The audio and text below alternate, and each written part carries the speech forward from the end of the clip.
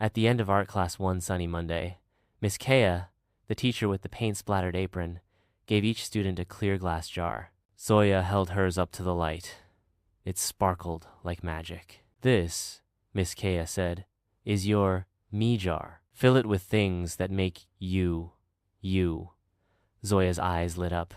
"Things that make me special," she whispered. So, the next morning, she got to work. She slipped in her spelling bee ribbon a note that said "Great Job" from her teacher, smiley face stickers, a shiny pencil topper. She even wrote, "I never cry," on a pink paper star and dropped it in. Zoya showed it off at lunch. "Look, I'm perfect." Her friends nodded politely, but no one looked too closely.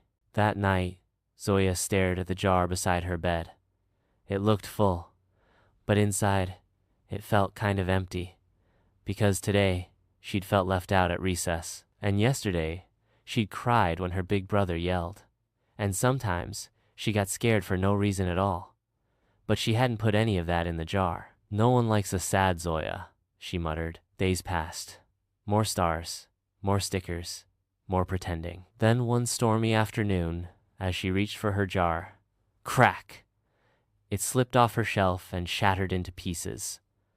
Zoya stared at the broken glass and burst into tears. Not quiet ones, big, messy, real ones. She sat in a puddle of paper stars and stickers, holding one lonely ribbon. The next day, she came to school with her jar taped up, sitting quietly at her desk. One by one, her friends came over. Mira gently dropped in a Band-Aid.